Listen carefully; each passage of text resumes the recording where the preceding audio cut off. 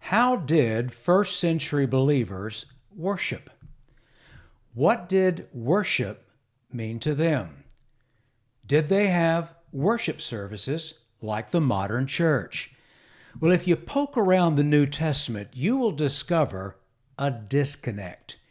Your church experience does not really match that of the first century. The reason for this disconnect is that the modern understanding of the word worship is not the same understanding that those in the first century had. The primary Greek word translated worship in our English Bible is proskuneo, and it's used over 60 times in the New Testament, and it's used over 200 times in the Septuagint, which is the Greek translation of the Old Testament. Now, here's where our study gets really interesting. The meaning of the word proskuneo, often translated as worship in our English Bible, does not line up with our present understanding of worship.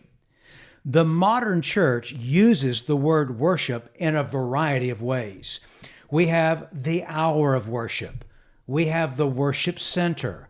We have a worship pastor. We have worship leaders. We have a worship team. We have worship services. We have acts of worship. We have an order of worship. But none of this language is found in the New Testament.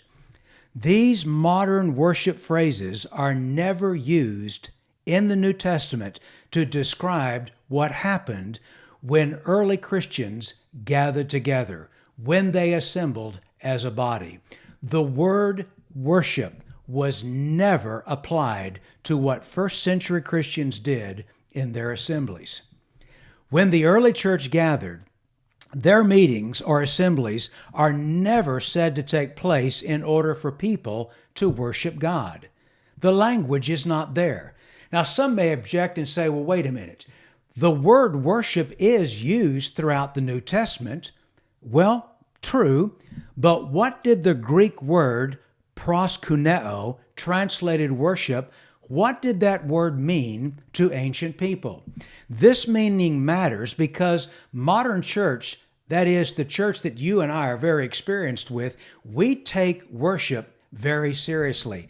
I mean, we have worship centers where worship pastors, together with a worship team, lead people to worship God. But again, the word worship was never applied to what first century Christians did in their assemblies. For example, when Paul wrote to the church at Corinth, teaching and correcting them regarding their practices when they gathered, he did use the word worship, translated, or the Greek word that is, proskuneo, but he only used it once. And as we shall see shortly, Paul's use of proskuneo fits the first century world, but it doesn't fit the modern world. So why the disconnect? What's going on here? Well, modern believers read their practices, their experiences of worship back into Scripture to support their ideas, their understanding of worship. Modern believers are certain. I mean, they are very certain. They know what worship is and how it's to be applied to the church. But modern Christians are missing something, and what they're missing is very important. They are missing cultural context. They have assumed that what they believe the word worship means to them is identical to what it meant to those in the first century. What we call a worship service or a church meeting today, well, that was the same back then in the first century. But that is not true. The Greek word proskuneo, translated worship, has nothing to do with what modern believers understand worship to be. When you take a closer look at this ancient word, you will see that singing, praying, preaching, reading Scripture, liturgy, they're just not a part of the meaning of proskuneo. Proskuneo means to prostrate oneself before another, or to kneel down before another. When in the presence of gods or superior humans, people in the ancient world would proskuneo themselves. They would prostrate themselves. They would get face down toward that one that was superior, whether it was a deity or a human being. And as I stated earlier, this Greek word is used over 200 times in the Septuagint, the Greek translation of the Old Testament. And in every usage of proskuneo in the Old Testament, it meant to bow down or to prostrate yourself before a king or someone superior to you, or before Yahweh or other gods.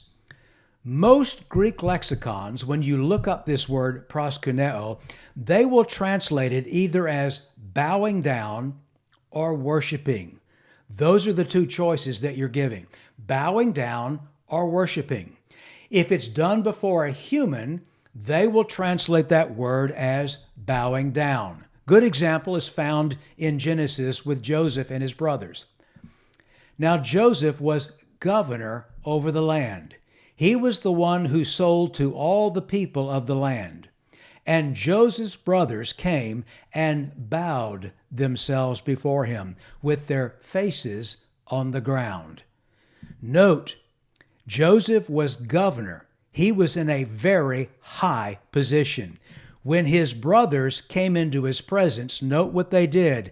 They bowed. And that word bowed, in the Greek translation of the Old Testament, it is proskuneo. The brothers prostrated themselves.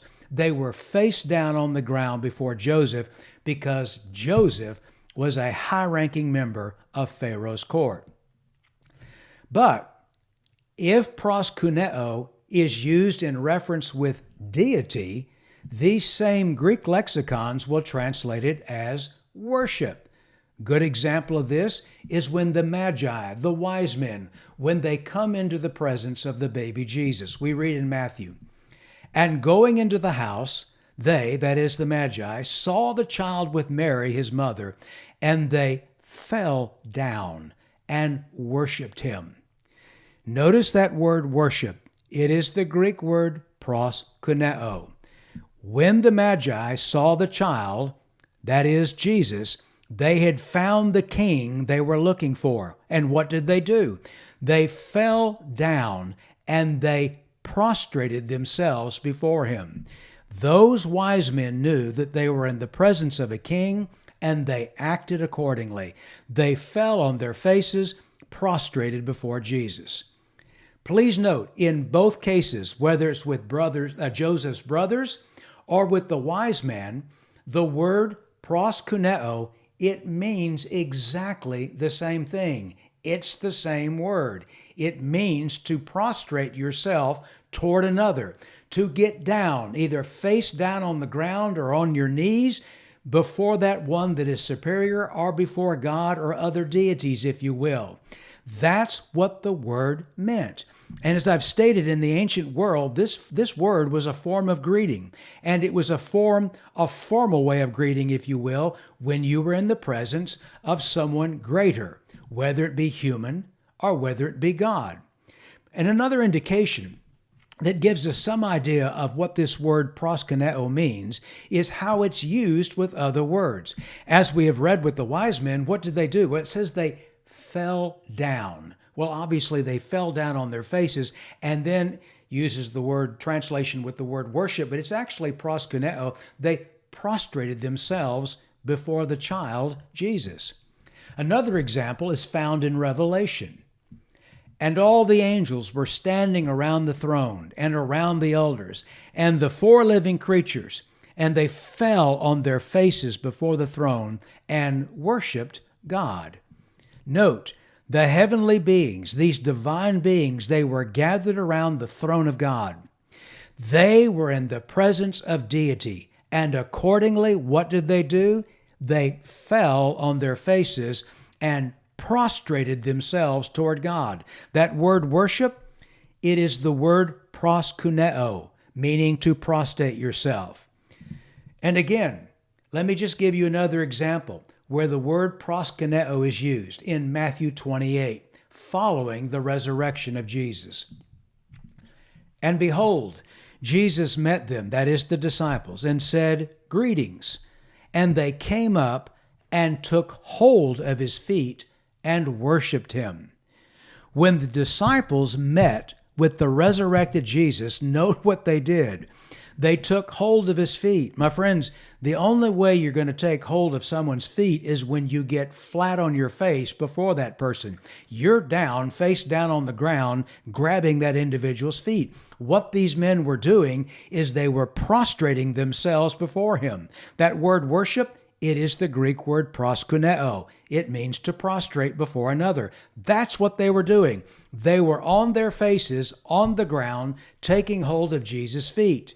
They were in the presence of deity, and they did what anyone would have done in that time. Proskuneo means to prostrate yourself toward another, whether you're falling on your knees, falling on your face, falling on the ground, whether it's before someone superior, whether it's before a deity. It is always this idea of prostrating yourself toward.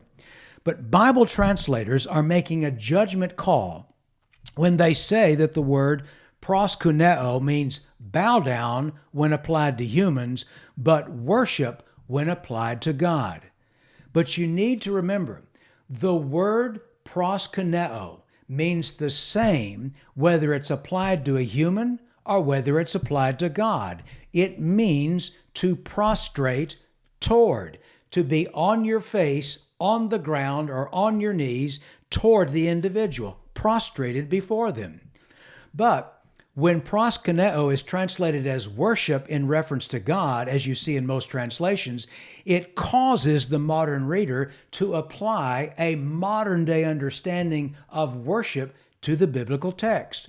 Readers see the word worship, and immediately what comes to their mind, and understandably, they immediately see a worship pastor, a worship leader, leading a worship team, leading the church body in worship.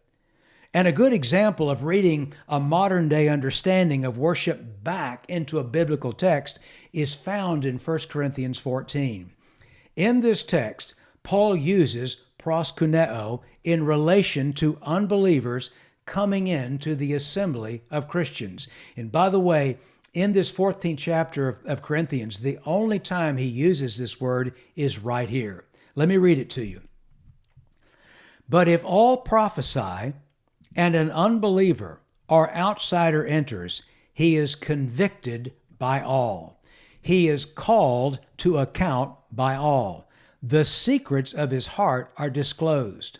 And so, falling on his face, he will worship God and declare that God is really among you. Note, because the secrets of this unbeliever or this outsider's heart have been revealed, he now believes that God truly is in this place, and he's doing what any ancient person would do when he's in the presence of deity. He falls on his face, prostrating himself toward that deity. The translators put in the word worship. He will worship God, but that word worship is proskuneo. It means to prostrate yourself. That's what's going on. In this cultural context, the word proskuneo is used to describe the response of an unbelieving Gentile who now knows that God is in this place. That is, in the place in which he is now meeting.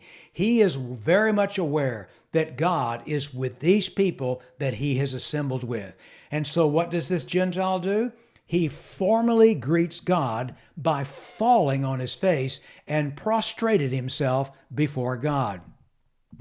Proskuneo is not used to explain why these Corinthians believers have gathered or why they have assembled, but rather it is used to show the response of an unbeliever who now knows that he is face to face with God.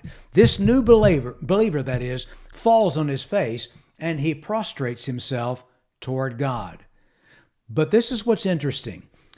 In this same context, in this same scripture in 1 Corinthians 14, immediately following what Paul says in regard to this unbeliever or outsider, he says something very, very interesting. Immediately following the explanation regarding that unbeliever, we discover why the early church met, why they assembled, why they came together, and it was not for worship.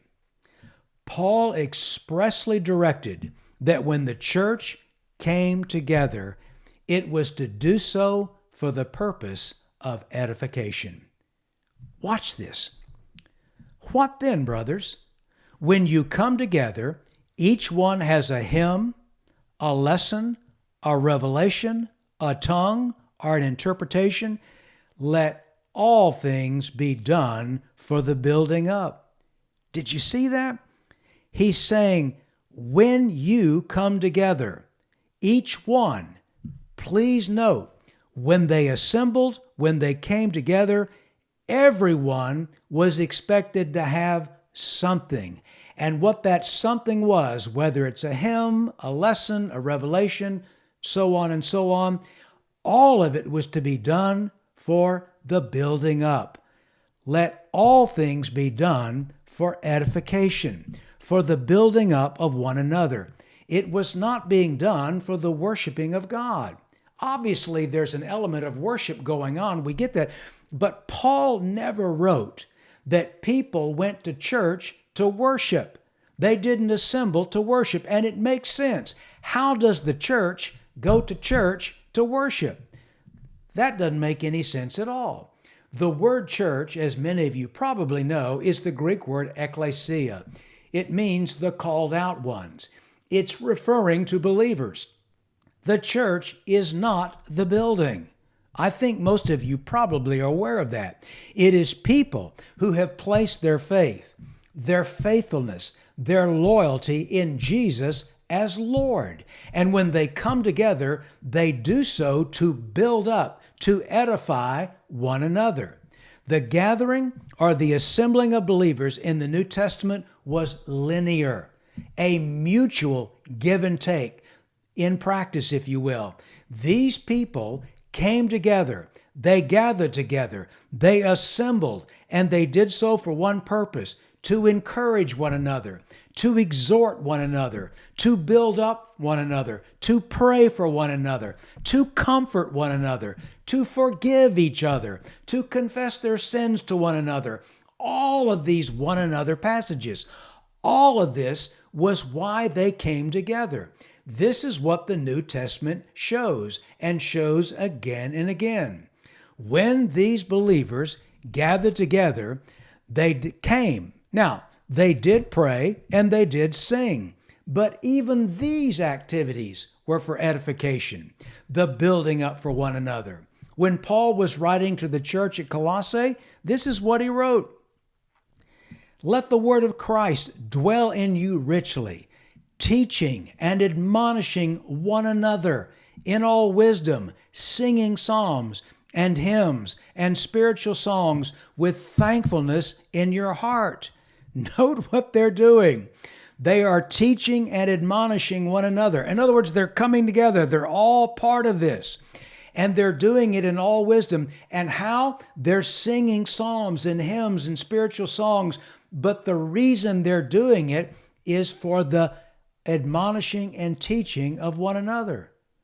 Listen, modern day church assemblies are largely vertical in nature. The modern church gathers to worship. And when we say gather to worship, what we mean is a worship service where people come, they gather in an auditorium. Depending on the size of the church, that auditorium could be big or small, but everyone's sitting in rows looking toward one direction, where a much smaller group of people come out and do all of the work. And that's not saying that people aren't singing, but generally speaking, that's how we understand a worship service. But as we've seen, the word worship was never applied in that way to what the first century believers did when they gathered in their assemblies. Now, My point in all of this is not to diss the modern day church or to say that Sunday morning worship services are not biblical. I am not saying that at all. I don't even believe that for a moment. But what I am doing is giving you some food for thought. And I am challenging you to take a closer look as to why these first century believers came together, why it is that they assembled. And I will tell you this, if you take up that challenge, when you take a closer look at the first century church, you will see that their gatherings, their assemblies, they were not for a worship service. They came together to build up one another. The writer of Hebrews captures the why of gathering when he wrote, "And let us consider how to stir up one another to love and good works, not neglecting to meet together as the habit of some, but encouraging one another, and all the more as you see the day drawing near." Note, they were not to neglect the meeting, that is, coming together. That's where most people stop when they come to Hebrews 10, 24 and 25. They just look at, we shouldn't neglect the meeting together, meaning you need to be here at church. You need to be here at the worship service. But you're missing the other part of this. Why did they assemble? They were coming together, look at the verse, to stir up one another. In fact, the writer is saying, let us consider how to stir up one another to love and good works, not neglecting the meeting together.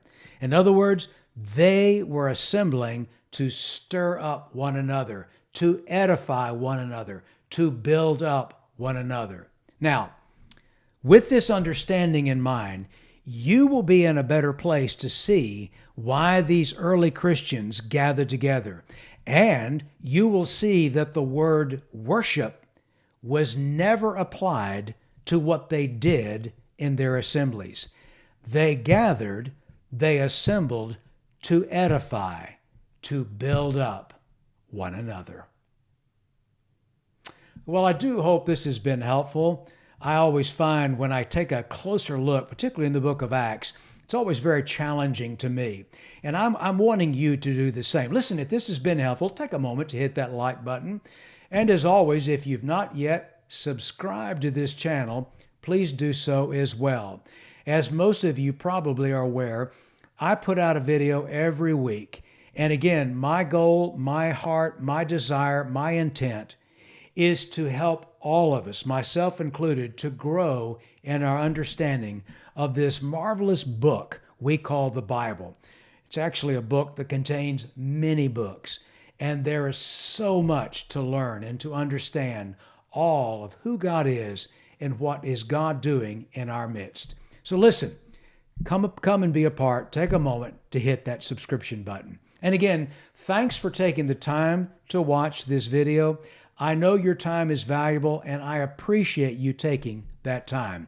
And as I like to always say, and I do mean this, God's very best to you.